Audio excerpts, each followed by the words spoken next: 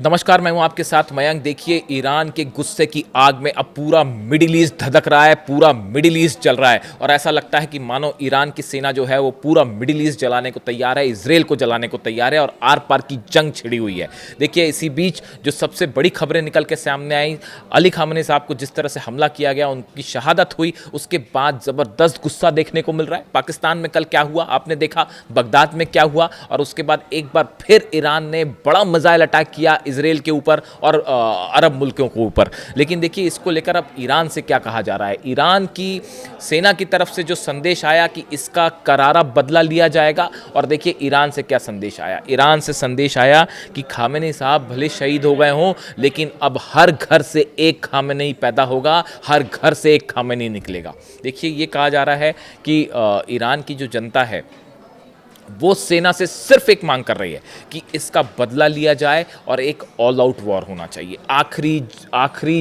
जंग छेड़ देनी चाहिए और अब आर पार की लड़ाई होगी, चाहे नतीजा जो हो। और एक बड़ी सिंपैथी वेव देखी जा रही है ईरान में, और ऐसा लग रहा है मानो ईरान का हर एक शख्स जो है वो इस समय वहाँ सरकार के साथ खड़ा है, सेना के साथ खड़ा है। सबकी नज़रें अब ईरान की सेना पर टिकी हुई है और मानो हर घंटा जो है वो भारी पड़ रहा है इजराइल के ऊपर, अरब देशों के ऊपर। सब कुछ रुक चुका है, सब कुछ रुक चुका है, पूरा व्यापार रुक चुका है, फ्लाइट्स रुक गई हैं, हॉर्मुज की खाड़ी सीज की जा चुकी है और ईरान की सेना की तरफ से साफ कर दिया गया है कि अभी सिर्फ जंग की शुरुआत हुई है, अभी तो 48 घंटे भी नहीं हुए और ये जंग लंबी चलने वाली।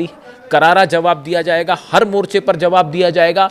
हजारों मिसाइल्स ऐसी हैं जो रिजर्व रखी गई हैं और जो इसलिए रखी गई हैं कि किस मुल्क में कितनी मिसाइल्स फायर करनी है, कैसे इजराइल को जवाब देना है। ये एक लंबा प्लान तैयार है। अली लारिजानी साहब जो हैं वो इसको पूरा मॉनिटर कर रहे हैं, उनके हाथ में पूरी कमान है और जो आदेश अली खामेनी साहब दे के गए थे, उन्होंने पहले ही चीज़ें तय कर दी थी कि अगर मुझ पर हमला होता है तो आगे क्या किया जाएगा।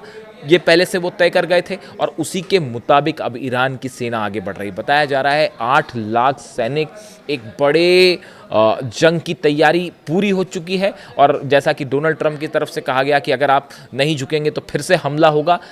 हमले का कैसे जवाब दिया जाए, कैसे मुकाबला किया जाए, इसकी पूरी तैयारी है। और देखिए, ये कहा जा रहा है कि ये ऐसी जंग है जिसमें अरब देश जो हैं वो बुरी तरह से झुलसेंगे। जिस तरह से अली खामेनी साहब पर हमला हुआ, उसको लेकर तमाम खबरें हैं, तमाम बातें हैं। CIA ने रेकी करी, मोसाद ने रेकी करी, लेकिन उसके बाद ये भी इस तरह की भी खबरें हैं कि ये वॉशिंगटन पोस्ट ने जिस तरह से खबर छापी सऊदी को लेकर, और एक भूमिका उसने बताई कि कैसे जो है वो सऊदी का भी रोल है इसमें, इस तरह की बातें वॉशिंगटन पोस्ट की तरफ से दावे किए गए, जिसको इन सब बातों को लेकर ईरान में भयंकर गुस्सा देखा जा रहा है। ना सिर्फ ईरान में बल्कि पूरे दुनिया के शिया समाज के लोग हैं, सिर्फ शिया ही नहीं बल्कि सुन्नी भी, सब जो है वो उनके लिए एक बड़ा रोल मॉडल थे अली खामेनी साहब। उनके ऊपर हमला हुआ जो है, उसके बाद अब जिस तरह से उनकी शहादत हुई, उसके बाद अब एक ऐसा लगता है मानो कि जो जैसे इराक में कई सालों तक जंग चलती रही, इसी तरह की जंगी हालात अब मिडिल ईस्ट में लंबे वक्त के लिए रहेंगे और इसने पूरे मिडिल ईस्ट का समीकरण बदल के रख दिया है।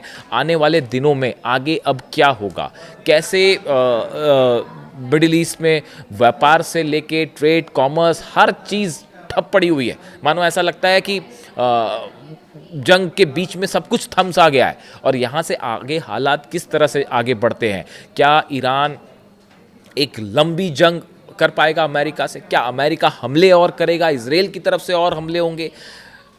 जो मिसाइल्स ईरान की तरफ से फायर की जाएंगी उसका क्या जवाब है अरब देशों के पास? क्या अरब देश हमला करेंगे?